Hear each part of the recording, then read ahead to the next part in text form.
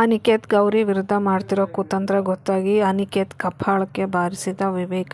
Hello everyone, welcome back to my YouTube channel. Gauri Kalyana ಸೀರಿಯಲಲ್ಲಿ ಇವತ್ತಿನ ಎಪಿಸೋಡಲ್ಲಿ ಏನೇನೆಲ್ಲ ಆಯಿತು ಅಂತ ನಿಮಗೆ ಕಂಪ್ಲೀಟಾಗಿ ಡೀಟೇಲ್ಸ್ ಬೇಕಂದರೆ ನನ್ನ ಚಾನಲ್ನ ಸಬ್ಸ್ಕ್ರೈಬ್ ಮಾಡ್ಕೊಳ್ಳಿ. ಹಾಗೆ ವಿಡಿಯೋನ ಫಸ್ಟಿಂದ ಕೊನೆವರೆಗೂ ನೋಡಿ. ಹಾಗೆ ವಿಡಿಯೋಗೊಂದು ಲೈಕ್ ಕೊಡೋದನ್ನು ದಯವಿಟ್ಟು ಮರೆಯೋಕೆ ಹೋಗ್ಬಿಡಿ. ಹಾಗೆ ವಿಡಿಯೋ ಯಾವ ಥರ ಇತ್ತು ಅಂತ ಕೂಡ ಕಮೆಂಟ್ ಮಾಡಿ ತಿಳಿಸಿ. ಸೊ ಇವತ್ತಿನ ಗೌರಿ ಕಲ್ಯಾಣ ಸೀರಿಯಲಲ್ಲಿ ತುಂಬಾ ತಿರುವುಗಳಿದೆ ಅಂತಲೇ ಹೇಳ್ಬೋದು. ಏನಪ್ಪ ಅಂತಂದರೆ ಗೌರಿ ಬಂದ್ಬಿಟ್ಟು ಅವ್ರ ತವ್ರ ಮನೆ ಕಷ್ಟಕ್ಕೆ ಆಗಬೇಕು, ಅವ್ರ ತವ್ರ ಮನೆಯವರು ಮನೆ ಉಳಿಸ್ಕೋಬೇಕು ಅನ್ನೋವಂಥ ಉದ್ದೇಶದಿಂದ ಒಂದು ಒಳ್ಳೆ ಕೆಲಸ ಮಾಡೋಣ ಅಂತ ಅಂದ್ಕೊಂಡು ಒಂದು ಒಳ್ಳೆ ಕೆಲಸಕ್ಕೆ ಕೈ ಹಾಕಿದ್ದಾಳೆ. ಅದು ಗಣೇಶ ಮೂರ್ತಿನ ಮಾಡಿಬಿಟ್ಟು ಅವರ ತವರ ಮನೆಯ ಸಾಲವನ್ನು ತೀರಿಸ್ಬಿಟ್ಟು ಅವ್ರ ಅಪ್ಪ ಅಮ್ಮಗೆ ಮನೇನ ವಾಪಸ್ ಕೊಡಬೇಕು ಅನ್ನೋಂಥ ಉದ್ದೇಶ ಒಳ್ಳೆ ಉದ್ದೇಶ ಇಟ್ಕೊಂಡು ಗೌರಿ ಡಿಸೈನರಾಗಿ ಕೆಲಸ ಮಾಡ್ತಾಯಿದ್ಲು. ಸೊ ಅದಕ್ಕೆ ಅವ್ರ ಅತ್ತೆ ಮತ್ತು ಮನೆಯವರೆಲ್ಲರೂ ಅವಳ ಸ್ವಾಭಿಮಾನಕ್ಕೆ ಕುತ್ತು ಬರೋ ಥರ ಮಾತಾಡಿದ್ಮೇಲೆ ಅವಳು ಗೌರಿ ಡಿಸೈಡ್ ಮಾಡಿದ್ಲು, ಸೊ ನಾನು ಈ ಕೆಲಸ ಮಾಡಿ ಇವ್ರ ಮನೆಯಿಂದ ದುಡ್ಡು ತೊಗೊಂಡೋಗಿ ಕೊಡೋದು ಸರಿಯಲ್ಲ, ಸೊ ನಾನೇ ಏನಾದರೂ ಸಂಪಾದನೆ ಮಾಡಲೇಬೇಕು ಅಂತ ಹೇಳ್ಬಿಟ್ಟು ಗಟ್ಟಿ ಮನಸ್ಸು ಮಾಡಿ ನಿರ್ಧಾರ ತಗೋತಾಳೆ.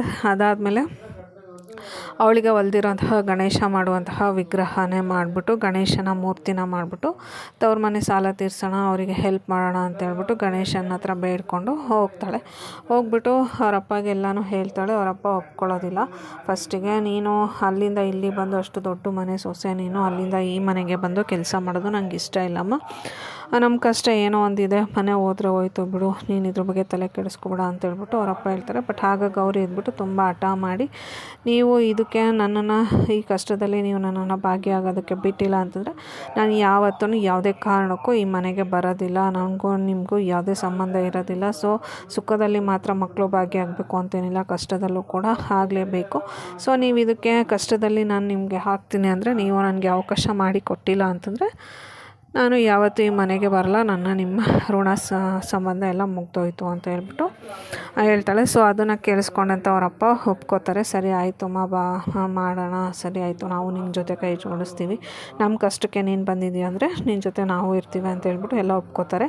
ಒಪ್ಕೊಂಡು ಆದಮೇಲೆ ಏನಾಗುತ್ತೆ ಅಂದರೆ ವಿವೇಕು ಕೂಡ ಗೌರಿ ಇನ್ಫಾರ್ಮ್ ಮಾಡಿ ನಾನು ಈ ಥರ ನನ್ನ ತವ್ರ ಮನೆ ಕಷ್ಟಕ್ಕೆ ಹೋಗ್ತಾ ಇದ್ದೇನೆ ಅಂತ ಹೇಳ್ಬಿಟ್ಟು ಹೇಳ್ತಾಳೆ. ಸೊ ಅದನ್ನು ಕೇಳಿಸ್ಕೊಂಡಂಥ ವಿವೇಕ್ ಹೇಳ್ತಾನೆ, ನೀನು ತವ್ರ ಮನೆಗೆ ಹೋಗೋದು ನನಗೆ ಸ್ವಲ್ಪನೂ ಇಷ್ಟ ಇಲ್ಲ, ಆದ್ರೂ ತವ್ರ ಮನೆಗೆ ಹೋಗಬೇಡ ಅಂತ ಹೇಳೋವಂಥ ರೈಟ್ಸ್ ಕೂಡ ನನಗಿಲ್ಲ ಅಂತ ಹೇಳ್ಬಿಟ್ಟು ವಿವೇಕ್ ಹೇಳ್ತಾನೆ. ಸೊ ಅದಕ್ಕೆ ಗೌರಿ ಇದ್ಬಿಟ್ಟು ನಿಮ್ಗೆ ಇಷ್ಟನೋ ಕಷ್ಟನೋ ಅದೆಲ್ಲ ನನಗೆ ಗೊತ್ತಿಲ್ಲ, ಬಟ್ ನಿಮ್ಮ ಇಷ್ಟಕ್ಕೆ ವಿರುದ್ಧವಾಗಿ ನನಗೆ ಹೋಗೋಕ್ಕೂ ನನಗೂ ಇಷ್ಟ ಇಲ್ಲ, ಬಟ್ ಆದರೂ ನನಗೆ ಸಮಯ ಸಂದರ್ಭ ಆ ಥರ ಇದೆ, ಅನಿವಾರ್ಯವಾಗಿ ನಾನು ಹೋಗಲೇಬೇಕು, ನನ್ನ ತವ್ರ ಮನೆಯವ್ರಿಗೆ ನಾನು ಹೆಲ್ಪ್ ಮಾಡಲೇಬೇಕು ಅಂತ ಹೇಳ್ಬಿಟ್ಟು ವಿವೇಕ್ಗೆ ಕನ್ವಿನ್ಸ್ ಮಾಡ್ತಾ ಇರ್ತಾಳೆ. ಸೊ ಅದನ್ನೆಲ್ಲ ಮೇಲ್ಗಡೆಯಿಂದ ಅನಿಕೇತು ನಿಂತ್ಕೊಂಡು ನೋಡ್ತಾ ಇರ್ತಾನೆ. ಇಷ್ಟು ದೊಡ್ಡ ಮನೆ ಸೊಸೆ ಇವಳು ಅಲ್ಲಿ ಹೋಗ್ಬಿಟ್ಟು ಮಣ್ಣಲ್ಲೆಲ್ಲ ಕೈ ಇಟ್ಬಿಟ್ಟು ಕೆಲಸ ಮಾಡಿ ಅವರು ತವ್ರ ಮನೆ ಉದ್ಧಾರ ಮಾಡೋದಕ್ಕೆ ಹೋಗ್ತಾ ಇದ್ದಾಳೆ. ಈ ಸಮಯ ಸಂದರ್ಭನ ಹೆಂಗಾದರೂ ನಾನು ಯುಟಿಲೈಸ್ ಮಾಡ್ಕೋಬೇಕು, ಸೊ ಇವಳ ಹೆಸರಿಗೆ ಮಸಿ ಬಳಿಯುವಂಥ ಕೆಲಸ ಮಾಡಬೇಕು, ಮನೆಯವರೆಲ್ಲರೂ ಗೌರಿ ವಿರುದ್ಧ ತಿರುಗಿ ಬೀಳೋ ಥರ ಏನಾದರೂ ಮಾಡಬೇಕು ಅಂತ ಅಂದ್ಕೊಂಡು ಅವರಿಬ್ಬರು ಮಾತಾಡೋದನ್ನು ಕೇಳಿಸ್ಕೊಂಡು ದೂರದಲ್ಲಿ ನಿಂತ್ಕೊಂಡು ನೋಡ್ತಾ ಇರ್ತಾನೆ. ಏನಾದರೂ ಈ ಸಮಯ ಸಂದರ್ಭನ ನನಗೆ ಯಾವ ಥರ ಬೇಕೋ ಆ ಥರ ಯುಟಿಲೈಸ್ ಮಾಡ್ಕೋಬೇಕು ಅಂತ ಹೇಳ್ಬಿಟ್ಟು ನೋಡ್ತಾ ಇರ್ತಾನೆ. ಸೊ ಅದಾದಮೇಲೆ ಗೌರಿ ವಿವೇಕ್ಗೆ ಹೇಳ್ಬಿಟ್ಟು ಕನ್ವಿನ್ಸ್ ಮಾಡಿಬಿಟ್ಟು ಹೊರಡ್ತಾಳೆ.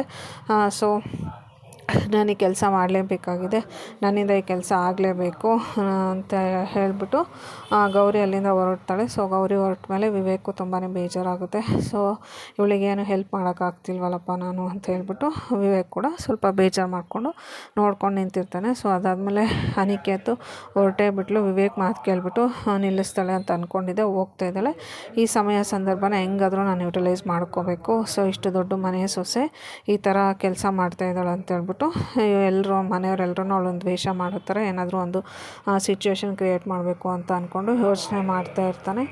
ಸೊ ಇದರಿಂದ ಗೌರಿ ಲೈಫಲ್ಲಿ ಏನೇನೆಲ್ಲ ಬದಲಾವಣೆ ಆಗುತ್ತೆ, ವಿವೇಕ್ ಲೈಫಲ್ಲಿ ಏನೇನಾಗುತ್ತೆ, ದಿನ ಬಂದು ಮನೆತನದ ಮೇಲೆ ಗೌರಿ ಗಣೇಶ ಮೂರ್ತಿ ಮಾಡ್ತಿರೋದ್ರಿಂದ ಏನೇನೆಲ್ಲ ಪ್ರಭಾವ ಬೀರುತ್ತೆ ಅಂತ ಗೊತ್ತಾಗಬೇಕಂತಂದರೆ ನೆಕ್ಸ್ಟ್ ಎಪಿಸೋಡ್ವರೆಗೂ ವೆಯ್ಟ್ ಮಾಡಿ. Thank you all, see you in the next episode. ಧನ್ಯವಾದ.